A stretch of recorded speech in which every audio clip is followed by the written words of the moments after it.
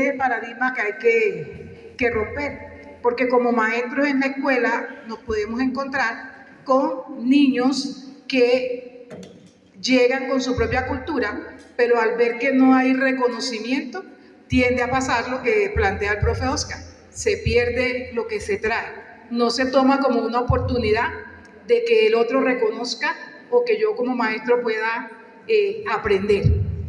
Todos debemos tener algo de educadores, porque en nuestros entornos escolares debemos estar preparados por si llega o no un niño con características culturales a las que yo estoy acostumbrada. Si ayer hablábamos de la inclusión de los niños con necesidades educativas específicas o especiales, también tenemos que meternos en la cabeza de cómo incluir estudiantes con una diversidad étnica en la que podemos encontrar dentro de la escuela. Fíjense que el ejercicio que hicimos hoy, nos dimos cuenta que nuestro colectivo de maestros es un colectivo intercultural, es decir, desde nuestros propios saberes estamos tratando de. Mucha gente, en el caso particular mío, cuando me pongo los turbantes, qué bonito, se te ve bonito, qué bonito, pero ponerse el turbante, así como los 10 huecos que tiene la profe Gloria en la oreja, también tiene una significación. Estos turbantes tienen una característica y tiene que ver en algunas comunidades con el estrato social, ¿sí? Otras tienen que ver con el oficio que se realiza, otras tienen que ver con el estatus que uno quiera demostrar. Entonces, por eso los turbantes tienen características de altitud. Entre más alto, más poder tengo. ¿Sí? Entre más alto tengo el turbante, pues mayor es mi poder. Entonces, igual que el uso de las trenzas, ¿no?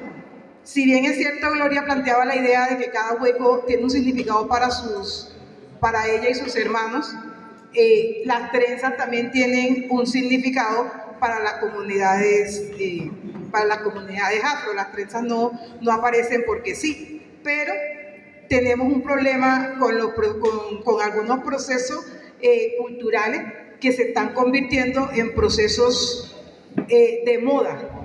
Entonces ahora todo el mundo usa un turbante. Vemos en las pasarelas de Milán, en las pasarelas de las grandes desfiles de moda, modelos usando turbantes sin ningún sentido o valoración a esa prenda, ¿sí? Igualmente podemos encontrar una mochila aruaca en las calles de Nueva York, la podemos encontrar en las calles de Europa, una mochila aruaca que no tiene ninguna significación, se convierte simplemente en una prenda de vestir, que la vemos en la vitrina con valores exuberantes que no tienen que ver en realidad con los valores culturales que se le dan.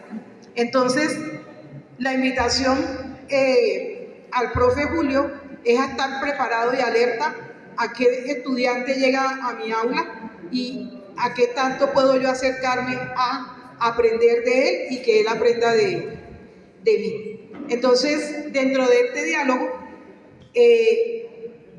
si todos no vamos a ser educadores, por lo menos todos debemos tener claro que la interculturalidad se está convirtiendo en un reto en la escuela, ¿sí?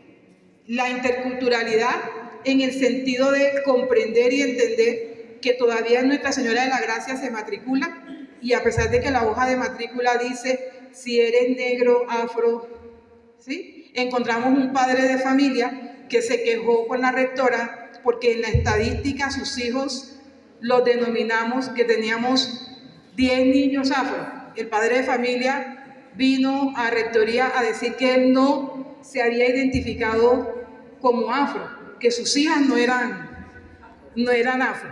Pero sin embargo vemos a las niñas en los cursos de primaria y desde su fenotipo todos identificamos que deben ser afro. Pero el padre de familia se quejó y se tuvo que bajar de la estadística institucional.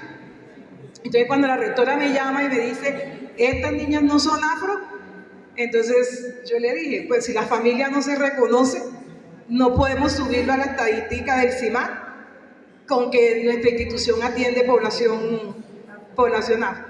Para nosotros, para mí fue muy triste, y para la rectora pues una cosa legal que debía respetar la decisión de esa familia.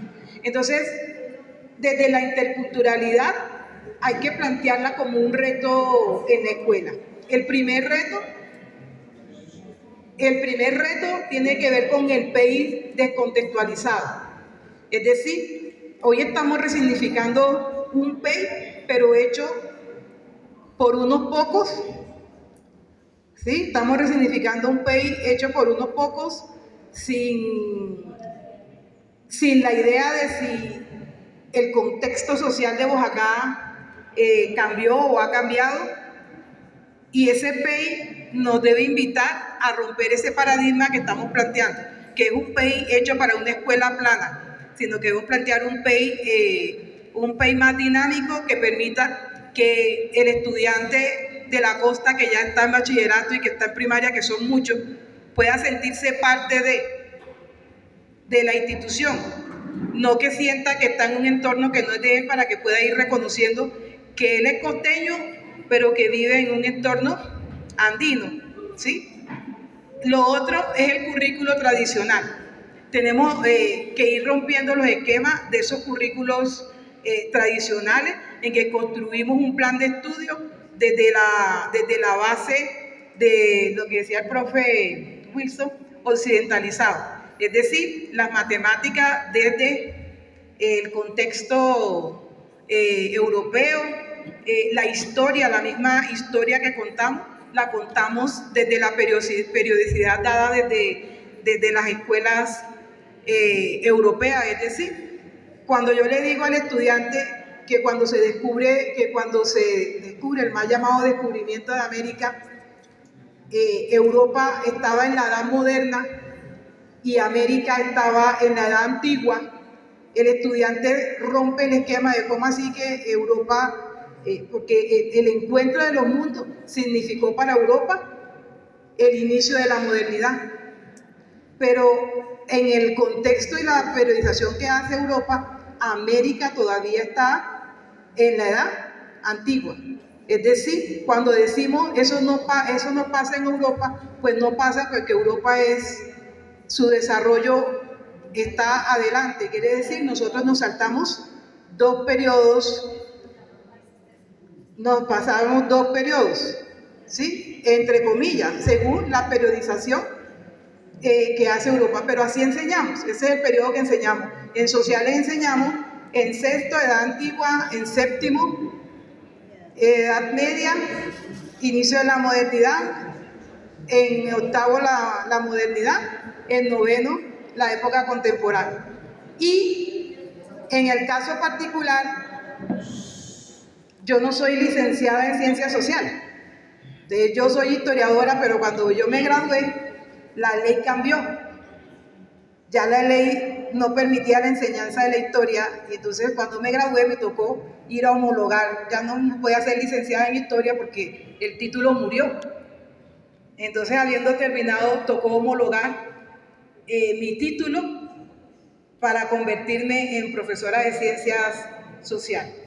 Y hoy queremos retomar, como estamos viendo que perdimos todo el contexto y toda nuestra identidad, se está en la lucha de que hay que volver a enseñar historia. Y entonces cogemos al niño en primaria y le metemos todo lo que dicen los estándares de la historia nacional, pero el niño se descontextualiza porque al final no sabe qué es. Los maestros, entonces encontramos esos polos que encontramos aquí. El maestro como Julio, que dice, yo no puedo ser etnoeducador y creo que la etnoeducación debe ser ¿sí? Pero si un niño de Condoto, un niño de Campobello, un niño de Huapi, Pueblo Bello, de Huapi, de Palenque, llegar a nuestra institución, ¿qué hacemos? Necesitamos, así como los niños de inclusión necesitan un educador especial, necesitamos que nombren un educador. No, lo que debemos plantear es un poco lo que se plantea acá, Wilson. Listo, yo tengo que mirar qué aprendo de él y qué aprende de mí sobre ese contexto. Entonces, frente a la educación hay resistencia. Entonces hay resistencia de los maestros, resistencia del mismo padre de familia, como dice Gloria, llegué a la gran ciudad, no mires para atrás. Ya tenemos que aprender esta parte. Ya te doy la palabra, Vanessa. Y la pregunta aquí sería, ¿están preparadas las instituciones educativas para una educación intercultural? Entonces, ya aquí no estoy hablando de la etnoeducación, porque efectivamente, como dice Julio, la etnoeducación debe estar planteada para el grupo, ¿cierto? Y entonces ahora el paradigma nos está hablando de una educación intercultural, para poderle darle la razón a Julio. Debe estar planteada por eso el profesor palenquero es palenquero, porque debe enseñar en la lengua, porque a mí se me va a dificultar aprenderla. Entonces el paradigma hoy, Julio y compañeros, es hablar de educación intercultural, es decir, yo debo estar preparada para que en mi aula esté la interculturalidad, ¿sí? Digamos que esa es, ya viene el panelista, ya el profe me